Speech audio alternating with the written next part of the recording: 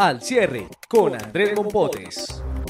Bienvenidos al Cierre, el podcast de la casa editorial El Tiempo. Hoy es miércoles 10 de octubre del 2018 y estas son las noticias más importantes ocurridas en Colombia y en el mundo, registradas por todas las plataformas del Tiempo Casa Editorial. Entre ellas, por supuesto, está el balance de la protesta de los estudiantes universitarios en Colombia, está la preparación del partido de Colombia con los Estados Unidos, que será mañana jueves, y hay una historia muy interesante de un colombiano que durante años posó como un jeque árabe y que terminó procesado y preso en Miami porque estafó a una cantidad de gente. Soy John Torres, editor de La Mesa Central. Bienvenidos. La clave de las noticias. El tema clave, por supuesto, son las marchas estudiantiles, marchas universitarias que ocurrieron hoy en las principales ciudades del país y que en Bogotá congregaron a miles de personas. Carol Malaver, su editora de la redacción de Bogotá del periódico El Tiempo, nos cuenta qué fue lo que ocurrió. Sí, buenas tardes. Pues podemos decir que, el balance a nivel nacional ha sido muy bueno. Las marchas se han llevado a cabo tal y como estaban planeado. Obviamente, pues en este tipo de movilizaciones tan masivas siempre se presentan algunos inconvenientes, por lo general algunos infiltrados que, tratan de desviar el verdadero propósito de la marcha. Pero digamos que Bogotá, que es donde más se concentra o donde se concentra el mayor número de estudiantes, porque tenemos que tener en cuenta que en esta ocasión se sumaron las universidades privadas, todo ha transcurrido con normalidad, aunque tenemos que tomar en cuenta que colapsa la movilidad y con esto sí no tenemos nada que hacer. El último reporte que tenemos de Transmilenio es que están cerradas las estaciones San Fasón, de la Sabana, la Avenida Jiménez, Las Aguas y el Museo del Oro. Por eso pues pedimos a los ciudadanos que si pueden evitar salir de sus casas o tener grandes desplazamientos, pues esto ayuda a que la jornada termine como debe ser. Claro, Carol, en medio de todo no se dieron la cantidad de desórdenes que eventualmente ocurrieron en otras oportunidades. Vimos unas operaciones de control y de prevención en Transmilenio también, incluso brigadas de personas de Transmilenio que hablaban con la gente, que la orientaban. ¿Cómo fue este dispositivo para evitar que una movilización, pues que tiene toda la justificación del mundo, terminara afectando a miles de personas más de lo que terminaron afectándola en Bogotá? Sí, realmente han sido muy pocos los incidentes. Desde el día de ayer la Secretaría de Movilidad le informó a todos los medios de comunicación desde muy temprano cuáles iban a ser los cierres. El periódico El Tiempo los publicó desde muy temprano.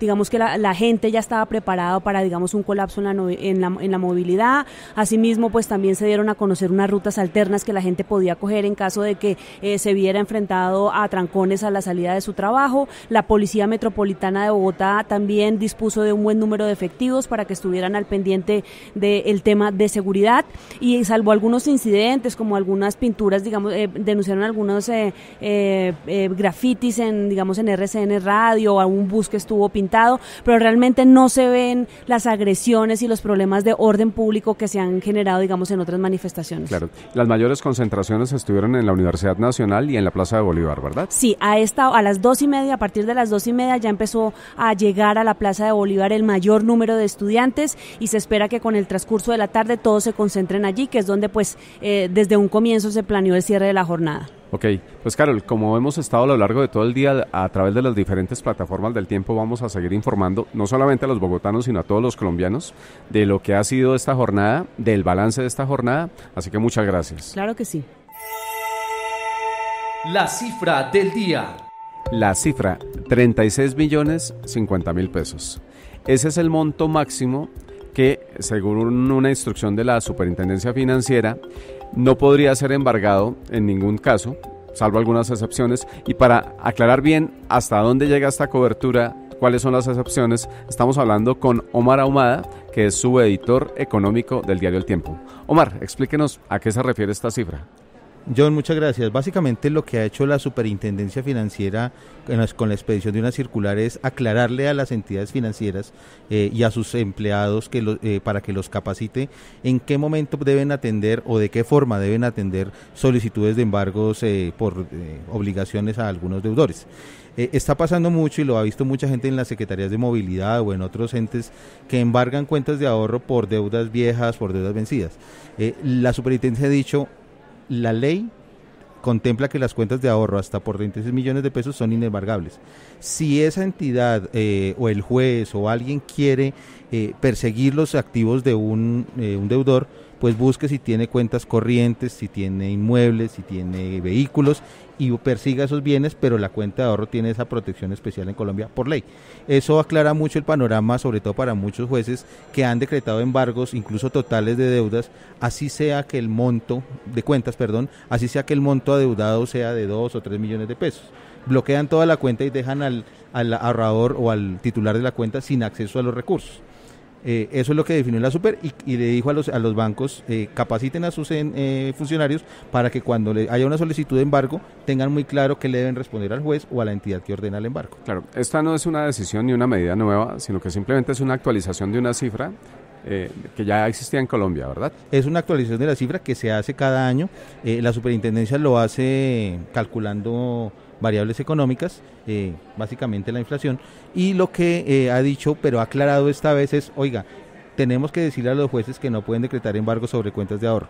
Vaya a otros bienes y haga su labor de impartir justicia, decretar embargos a través de esas medidas diferentes a la cuenta de ahorros. Claro, hay algunas excepciones en la aplicación de esta protección, ¿verdad, Omar? Claro, la más conocida es cuando hay demandas por alimentos y un juez ordena que mensualmente se le descuente por derecha, como decimos popularmente, el valor de la cuota alimentaria a favor del juzgado o a favor del que ya ganó el juicio, en los tribunales para obtener ese ingreso por alimentos porque se trata de un menor.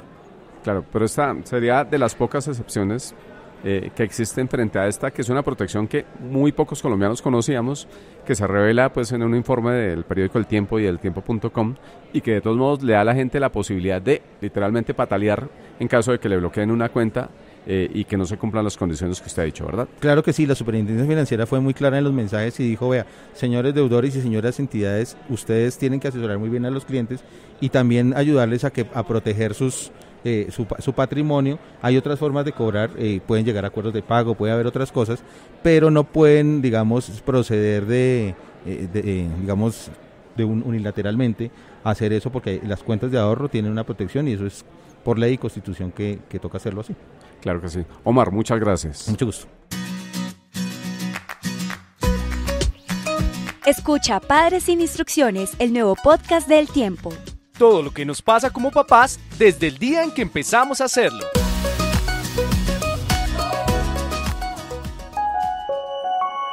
Lo más leído en eltiempo.com. En lo más leído tenemos la historia de Anthony Guignac, que es un colombiano que por muchos años posó como príncipe árabe, estafó a una cantidad de gente y finalmente terminó en una cárcel de Miami donde lo están procesando por estafa y otros delitos. Estamos con Holman Rodríguez de la sección internacional que nos va a contar la historia. Así es, John Jairo, pues Anthony Guignac es básicamente el nombre como fue puesto a su bautizo en Estados Unidos, pues era un niño de 6 años cuando fue adoptado por una familia estadounidense, obviamente apellido Guignac. No se conoce el nombre real cuando vivía en Colombia. Básicamente este niño creció en Estados Unidos. La familia, después de que se ha conocido toda esta historia a través de una crónica de la revista Vanity Fair, ha dicho que desde muy pequeño el niño solía inventar historias fabulosas y también cuando ya empezó a ser adolescente llegaba a la casa con objetos de mucho valor. Después, a los 17 años, sigue el relato de Vanity Fair, él se fue de la casa porque él decía que él quería conocer el mundo, que quería ser millonario.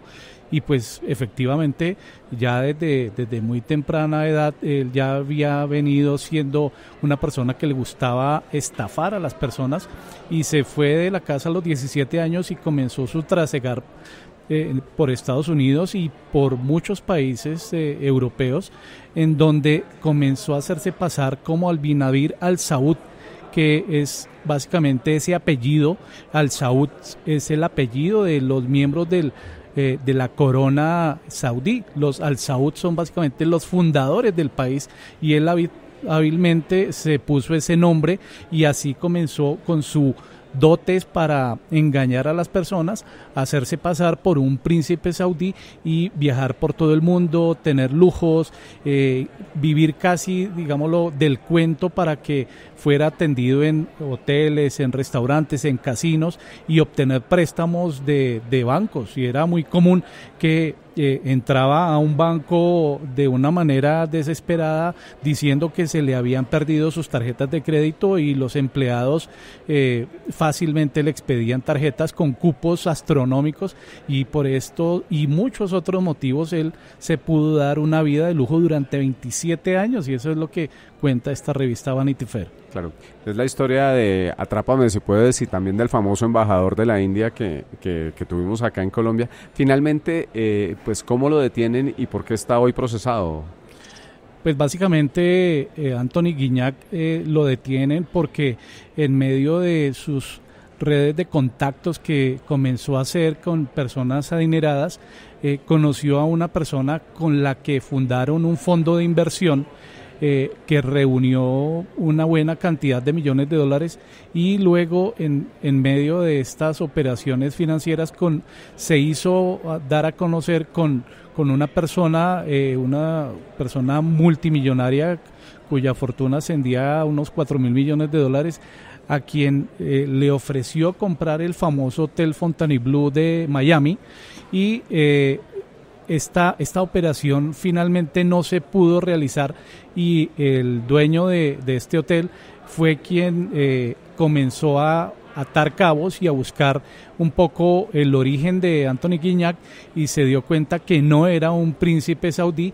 Él también, con las autoridades estadounidenses, comenzaron a contactar a la familia real saudí, donde les contaron que realmente no había una persona llamada así ni de esas características, porque además el colombiano Anthony Guignac es una persona de tez oscura, es de baja estatura, un poco gordo, y cuadra un poco en el prototipo del árabe, que además con el aprendizaje del idioma árabe y obviamente conocimientos de otros idiomas, se hizo dar a conocer como el príncipe saudí, que realmente no lo era. Y esto recuerda también historias como las de Juan Carlos Guzmán en el 93, un famoso polizón colombiano que 2 veces fue deportado desde Estados Unidos y se volvía a ir, y tenía conocimiento de varios idiomas, y también estafó a muchas personas en varios países del mundo, en Europa y en Estados Unidos. Pues vea, señor, con estas historias que claramente la realidad desborda totalmente la imaginación de muchísimas maneras. Pues Holman, muchas gracias por ayudarnos también a entender esta historia, y lo esperamos aquí nuevamente. Muchas gracias. Escucha los podcasts del Tiempo también en Spotify.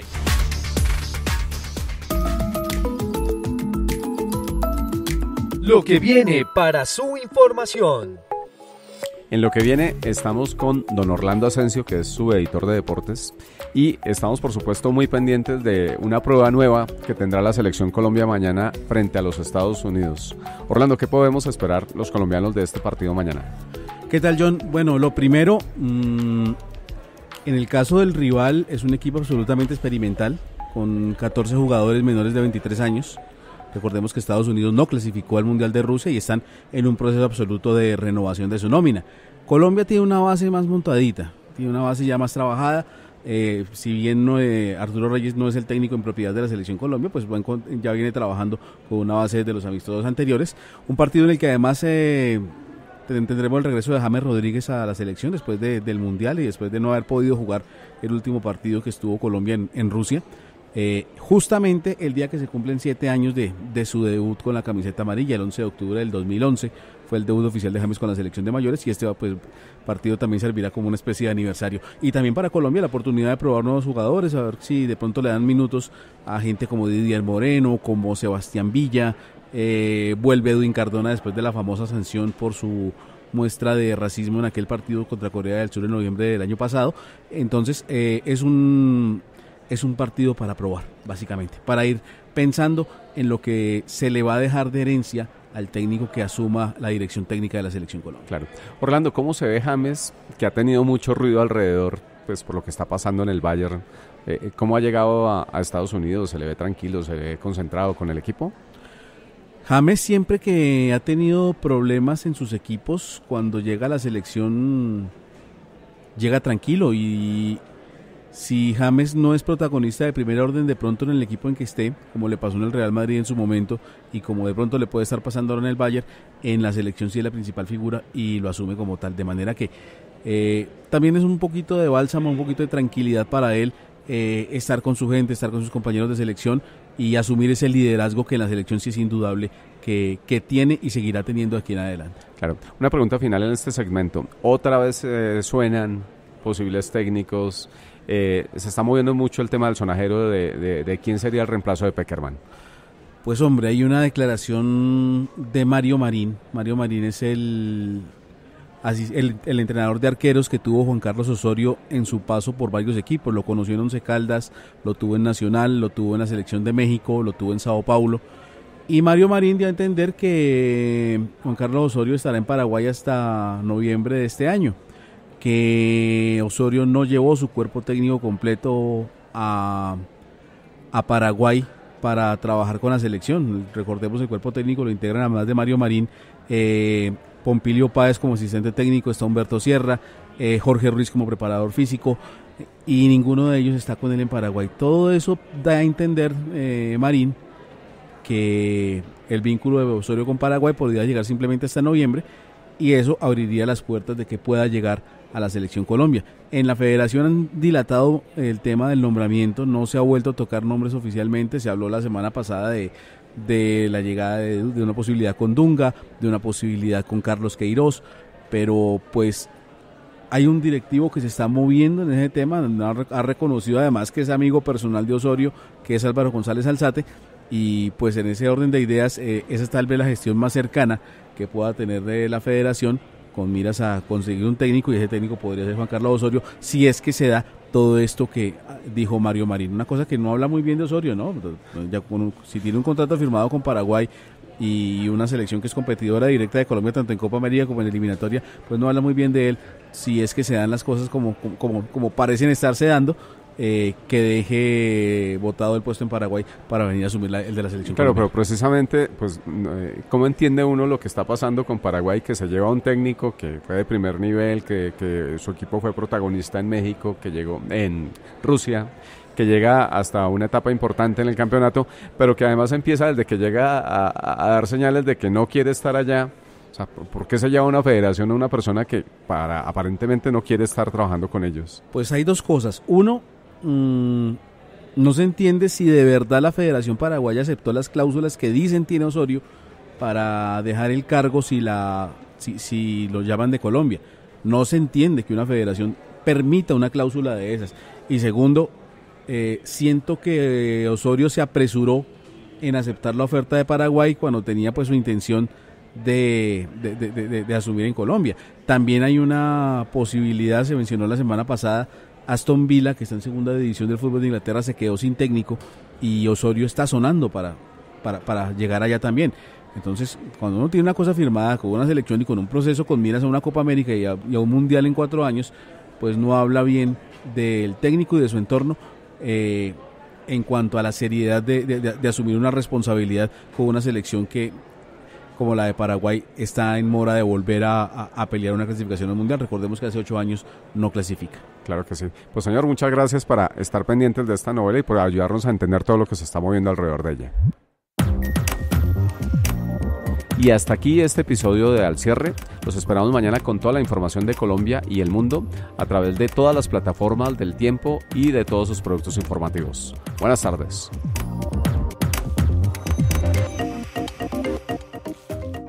Ingresa a www.eltiempo.com.